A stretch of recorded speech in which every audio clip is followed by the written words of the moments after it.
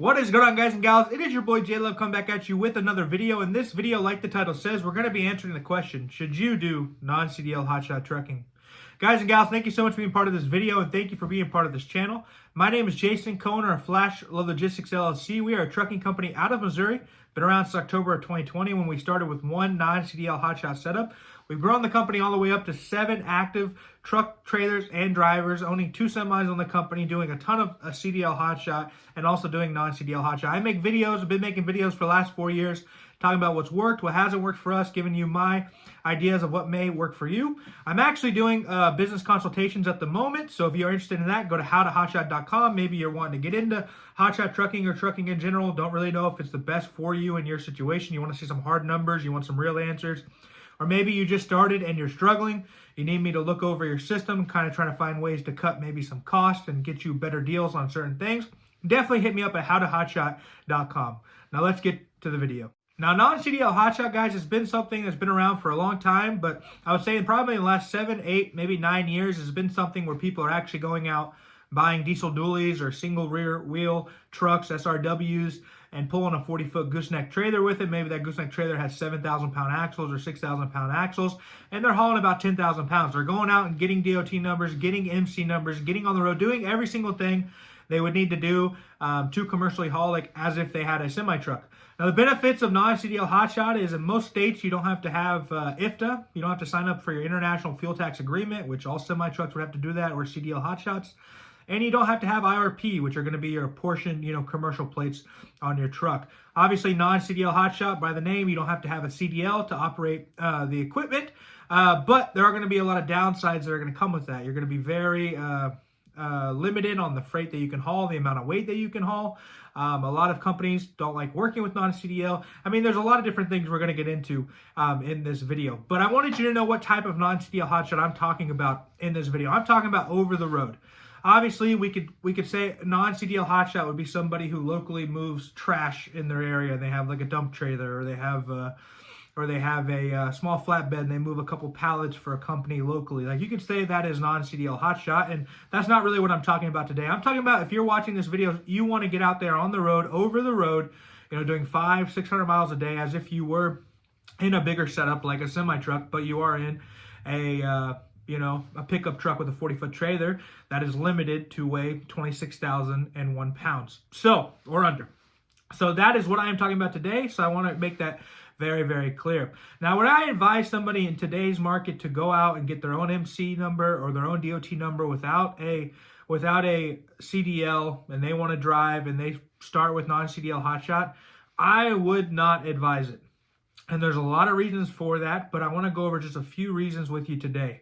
Non-CDL hotshot can be very difficult because you're going to be very, very, very, very, very limited on the freight that you can haul, right? Usually, if you have that truck and trailer, you're probably only going to be able to haul about 10,000 pounds. I've seen non-CDL hotshots that have to do less than 10,000 pounds. And so that's really going to give you a limited amount of freight on the load board. Right now, the market's not the best. So even in the best market, those rates might be okay. But right now, I'm telling you, those rates are not that good. Now, I'm not saying that there aren't good loads out there that weigh less than 10,000 pounds. There definitely are, but we're talking about consistency because you are opening, a business, right? And you want to be profitable. You don't just want to scrape by. You don't just want to get yourself in something deep. A lot of times I see people say, well, if I can just get on the road, if my truck and trailer, I can make money, I'll be perfectly fine. But I've seen multiple people that have that mentality, get on the road and dig themselves in a way deeper hole than what the hole that they were in before, the reason they had to get on the road. Another reason I don't suggest people do non-CDL hotshots is because the equipment is going to cost you basically the same. I mean, the truck you're going to buy, maybe it's going to be a little bit cheaper than, an actual diesel dually, or maybe you are buying a diesel dually, a truck that could do, CDL hotshot. And that same amount of money you're going to spend on that could probably buy you a pretty nice semi-truck. The trailer might be a little bit cheaper just because it's not going to be as durable, right? It's going to have smaller axles on it that can endure less weight. But really, when you're building a non-CDL hotshot business, you're going to put about the same amount of money as if you're building a CDL hotshot business, and a lot of times as if you're going to build a semi-trucking business. Now, but you're going to do all of that and then be more limited on the amount of money you can make, which is going to be very difficult for you. I'm telling you right now. I see people that get into non-CDL hotshot and they start out and they'll say, oh, I'm doing good, I'm getting loads, this, that, and the other.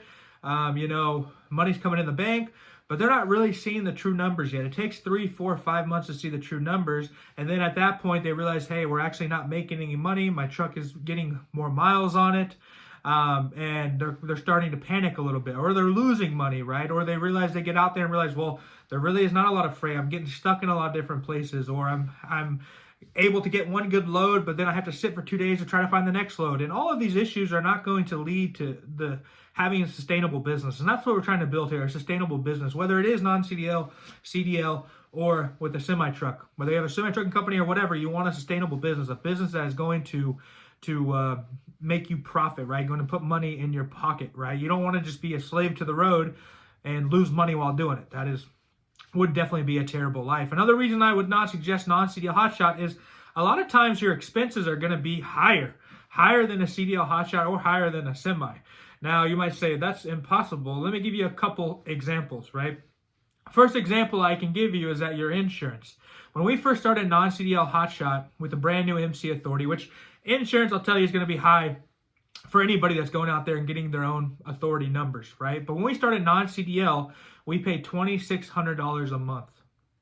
Now, as you know, the information I have now and the experience I have now, if I'd get quoted $2,600 a month for a semi-truck trailer and driver, I would think you are bat crazy. There's no chance that I would pay it, right? A lot of our semi-trucks right now are at $1,100, $1,200 per month when it comes to insurance. But your insurance probably is going to be more expensive than if you had a CDL and if you did have experience and if you actually were going out and getting your own MC authority to do semi-trucking or CDL Hotshot. Your insurance can be expensive. Not very expensive, more expensive than what I just said, right? So you have to understand that. But you will save some money, obviously, probably with maintenance when it comes to maintenance versus a semi-truck. You might get a little bit better fuel economy, obviously, because you're hauling lesser weight.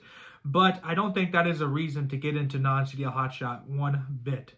And one of the last reasons I want to give you to not get into non-CDL Hotshot before I tell you why or how I would do it, is that you're not really gaining any experience. And you might say, well, I'm on the road and I'm hauling stuff. Yeah, that's true, but you're truly not gaining any experience. And I want to tell you why. So, for example, if you took somebody who went and got their CDL and they opened a hotshot trucking company, they are driving, they didn't get any restrictions on it, right? So they don't have an air brake restriction, they don't have a manual restriction. They started a CDL hotshot company, they were driving their own truck and their own trailer, and they drove for 2 years. They're going to haul a lot of the same loads and do exactly the same things that you would do as a non-CDL Hotshot owner-operator. Now, after those 2 years, they realize that they're going to close their company down. Hotshot's not for them, whatever the case may be. They now have their CDL. They have 2 years of verifiable experience. They're going to be able to get a job driving for any other CDL Hotshot organization or company, as well as any semi-trucking company. Obviously, some of those companies might say, well, it wasn't a semi-truck, we don't want to hire you. But from an insurance standpoint, they're going to have actual verifiable experience. Now, let's do the same thing with non-CDL. Let's say somebody who doesn't have a CDL goes out, spends the exact same amount of money as somebody who's doing CDL Hotshot. They haul a lot of the same loads. Obviously, they probably make a little bit less money. They don't haul as many loads because some of those loads weigh too much. But they're learning how to strap, they're learning how to tarp, they do a couple of small oversized loads maybe, whatever the case may be, and then after 2 years they think, well, I'm going to close my company down, but now I need a job.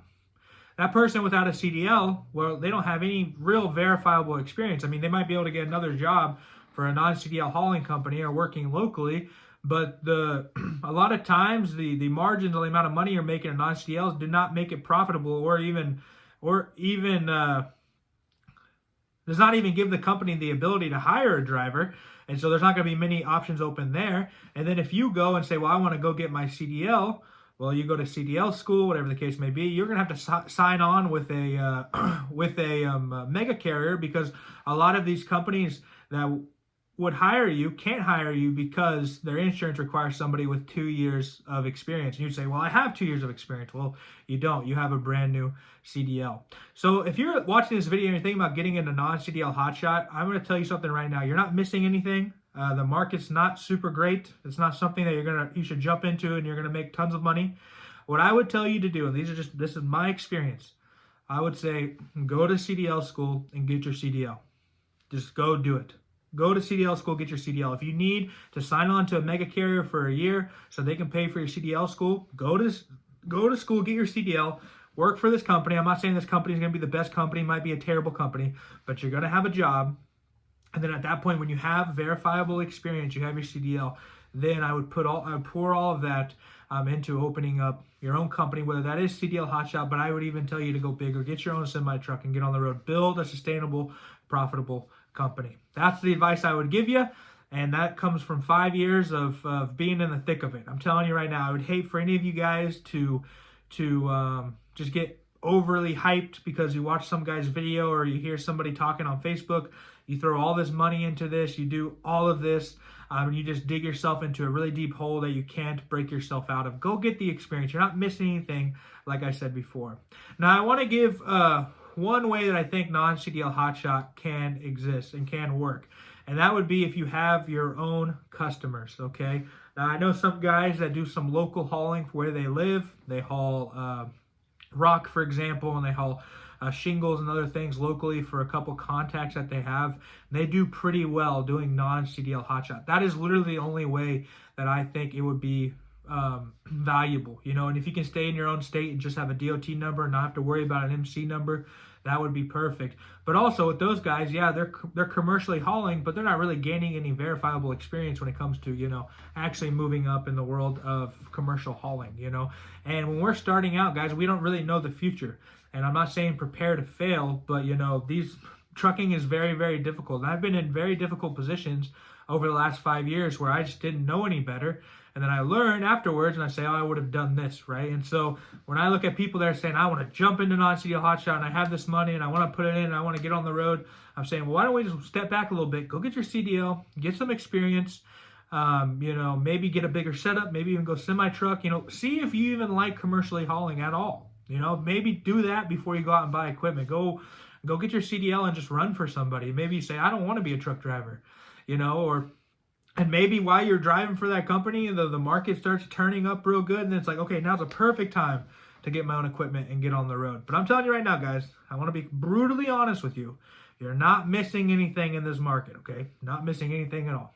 But I hope you guys enjoyed this video. If you liked it, give it a like. If you don't agree with me, definitely comment down below. If you want some business consultation, go to howtohotshot.com. I love you guys, and I hope you all have a great day.